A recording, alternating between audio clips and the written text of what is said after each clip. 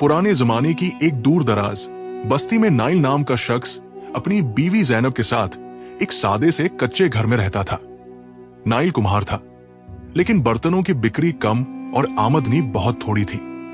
हर रोज वो काम से आकर बस एक रोटी, कुछ खजूर और जैतून ले आता। यही दोनों मियां बीवी का खाना था। जैनब, जो कि समझदार और साबिर औरत थी, अपने मां बाप के छोड़े घर में शौहर के साथ शुक्र अदा करते हुए जिंदगी गुजार रही थी। लेकिन नाइल अक्सर दीवार से टेक लगाकर एक गहरी आह भरता और कहता, काश अल्लाह मुझे इतना अता करे कि मैं उसे भर सकूं। जैनब ये बात सुनकर सोचती, शायद उसका शौहर भूखा है और उसका पेट नहीं भरता, इसलिए उसने अपनी आधी रोटी उसे देना शुरू कर दिया। मगर उसे मालूम न था कि नाइल रोज बाजार से महंगे खाने खाकर आता है, कबाब, गोश्त, मजेदार चीजें, और घर आकर सिर्फ दिखावे के लिए रोटी ले आता। मोहल्ले की औरतें भी हैरान थी कि नाइल के हाथ कभी कुछ लाते नहीं, और जैनब के घर से न कभी खाने की खुशबू आती, न नया कपड़ा देखा। लेकिन जैनब हर बार यही बहाना करती कि मेरे शौहर सब कुछ लाते हैं, बस छिपा कर रखते हैं। वक्त गुजरता गया और नाइल एक दिन अचानक बीमार होकर बिस्तर पर पड़ गया। न दवा काम आई, न इलाज, और वह दुनिया से रुखसत हो गया। जैनब के आंसू न रुके। वो कहती रही, मैं आधी रोटी उसे देती थी, अब तो मुझे अपना हिस्सा भी नसीब नहीं। नाइल के जाने के बाद जैनब के पास जो थोड़े बहुत पैसे बचे थे, वो भी खत्म हो गए। न कोई रिश्तेदार, न कोई सहारा। तब मोहल्ले में एक बेरोजगार मजदूर आसिम ने सुना कि जैनब बेवा हो गई है। वो खुद बेघर था, लेकिन उसने सोचा, इस नेक औरत से निकाह कर लूं। छोटा सा घर तो है, जिंदगी संभाल लेंगे। वो इमाम मस्जिद के पास गया और रिश्ता भिजवाया। जैनब पहले तो घबराई, लेकिन फिर सोचा, मुर्दा शौहर की याद से बेहतर है कि कोई जीता जागता सहारा हो जो इज्जत करे, चाहे गरीब ही क्यों न हो। और यूं उसने निकाह के लिए हाँ कर दी। जब जैनब ने निकाह की हाँ की तो इमाम साहब ने पैगाम पहुंचाया। यह खबर सुनते ही मोहल्ले वालों ने आसिम की मदद शुरू कर दी।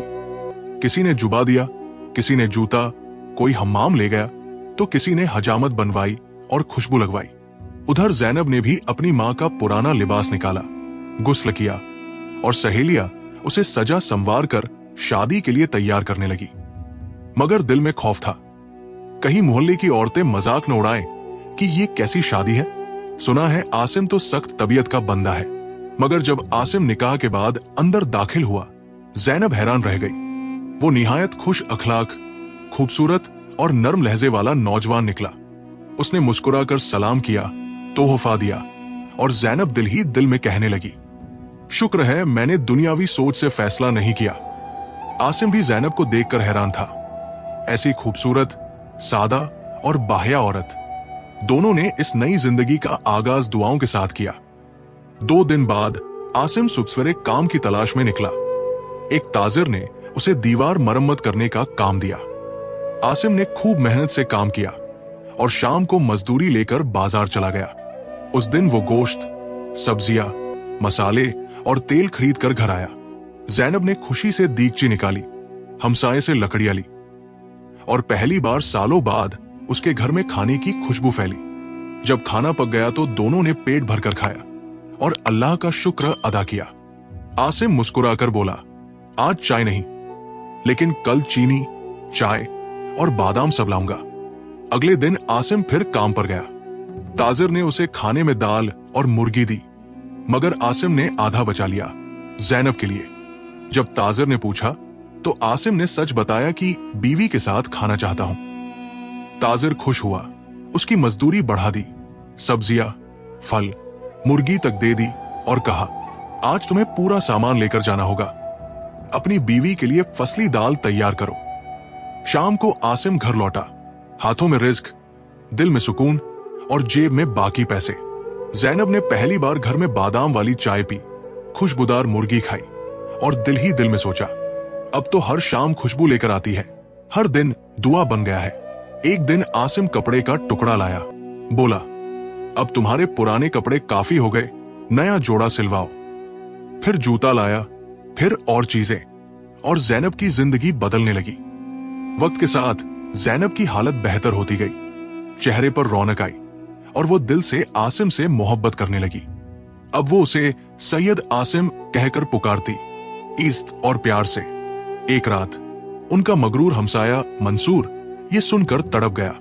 अपनी बीवी से बोला, ये जैनब जिसने कल एक फकीर से निकाह किया, आज उसे सैयद कह रही है। मगर उसकी बीवी ने कहा, वही फकीर जिसने भूखी जैनब को इज्जत दी, क्या वो उस लालची से बेहतर नहीं जो सब कुछ होने के बावजूद उसे भूखा रखता था? मंसूर बोला, जब जैनब खुशहाल हो जाएगी उसे इस फकीर की जरूरत न रहेगी। मगर उसे मालूम न था जैनब को आसिम में इज्जत, मोहब्बत और असल सुकून मिला है। जैनब ने नोट किया कि आसिम रोज रात को कुछ किताबें पढ़ता है। एक दिन उसने देखा वो किताबें तिब्बे यूनानी और जड़ी बूटियों के इलाज पर थी।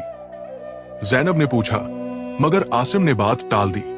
जैनब होशियार थी, वो राशन में से थोड़ा थोड़ा बचा कर रखती रही और जल्द ही घर में दाल, आटा, तेल, खजूर का जखीरा हो गया। मगर अचानक किस्मत फिर इम्तिहान में आ गई। एक दिन आसिम मजदूरी करते हुए जख्मी हो गया। एक बड़ा पत्थर उसकी टांग पर गिर गया। वो चलने फिरने से कासिर हो गया। कुछ दिन में जमा पूंजी खत्म हो गई। आसिम ने उदास होकर जैनब से कहा, अब तुम भूखी रहोगी और मैं कुछ कर भी नहीं सकता। मगर जैनब ने हिम्मत से जवाब दिया, फिक्र न करो, दहलीज में अभी बहुत कुछ है और अगर कुछ न रहा तो मैं काम करूंगी। फिर आसिम ने पहली बार अपनी जिंदगी की सच्चाई बयान की। उसका बाप हकीम था, जड़ी बूटियों का माहिर, मगर जल्द ही दुनिया से चला गया। मां भी फौत हो गई।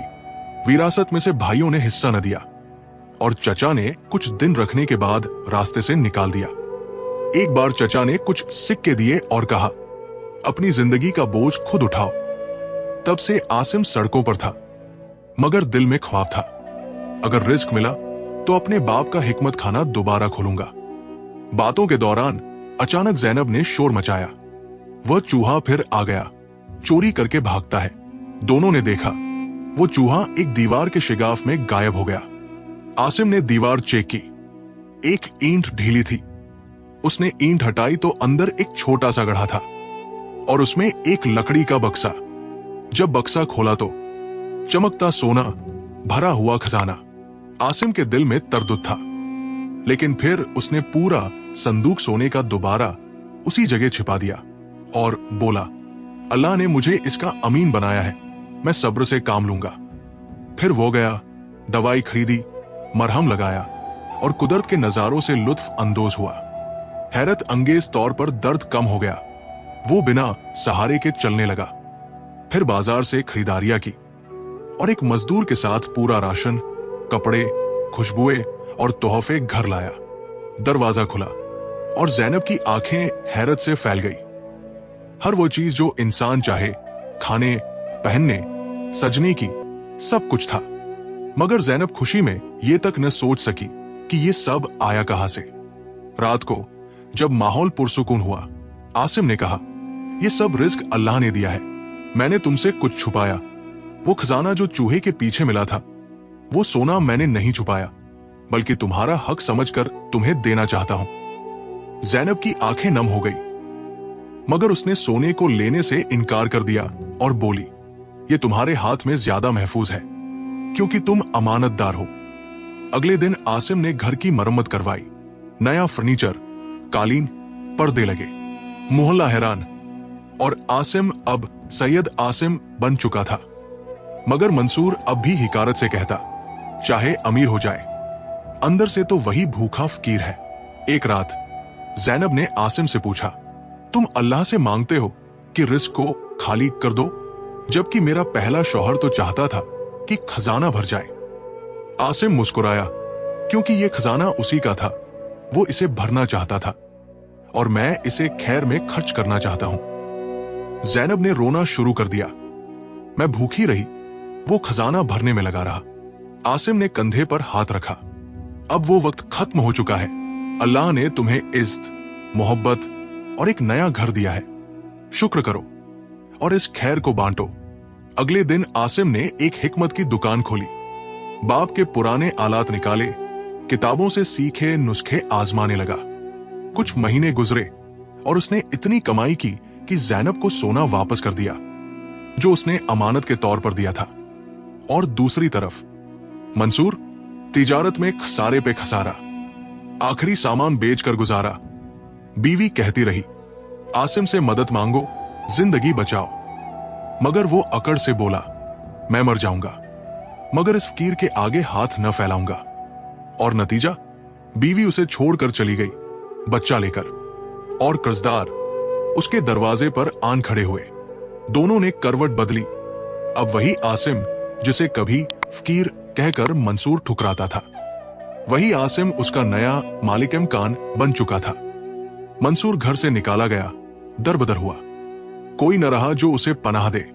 फिर एक दिन बाजार में एक बूढ़े फकीर को देखा, कपड़े फटे, दाढ़ी लंबी, हाथ फैलाए बैठा। जब करीब गया तो मंसूर था।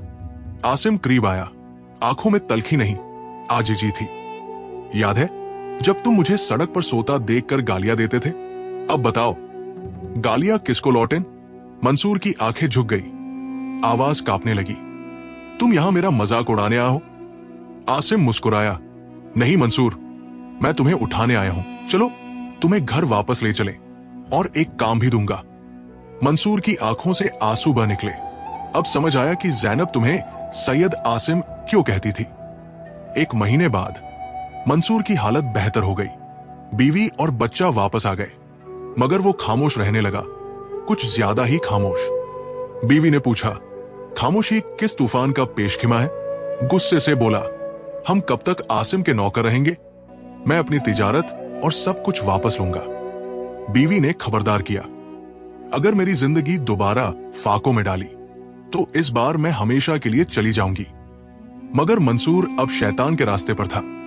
एक और मोड़, शहर में ऐलान हुआ, शहजादी शदीद बीमार है और सभी तबीब नाकाम हो चुके हैं। आसिम, जो अब हिकमत और जड़ी बूटियों में माहिर हो चुका था, एक खास दवाई तैयार करने लगा। अगर शफा न भी दी तो दर्द तो कम हो जाएगा इंशाल्लाह। उसने मंसूर से कहा, साफ शीशी ला देना, दवाई भरनी है। मगर मंसूर ने जहर मिलाया। शहजादी मरेगी, आसिम कैद होगा और मैं सब कुछ वापस लूंगा। रात को आसिम शीशी मेज पर रख कर सो गया, और तब वही चूहा जो खजाने की तरफ ले गया था शीशी से लपका, गिरा और दवाई पी गया। कुछ लम्हों बाद चूहा मर गया। सुबह आसिम जागा, चूहा मरा हुआ देखकर कांप गया। शुक्र है अल्लाह ने बचा लिया, ये जहर था। अगले दिन नई दवाई तैयार हुई और क्सरे शाही पहुंचा। शहजादी को दवाई दी गई और मोजिजा, कुछ लम्हों बाद अब भी वो बोली, रंग वापस आया, जिस्म सीधा हुआ और महल में खुशियों के नकारे बजने लगे। मगर मंसूर पर्दे के पीछे से सुनता रहा, कँपाते लब, ठंडी सांस। आसिम ने उसे दुकान पर बुलाया, नरमी से पूछा, बताओ मंसूर, कल रात की शीशी तुमने दी थी ना? मंसूर हकलाया, जजी, लेकिन क्यों? आसिम ने गहरी मुस्कुराहट के साथ कहा, कल रात जो माहौल था उसका रंग बदल गया था।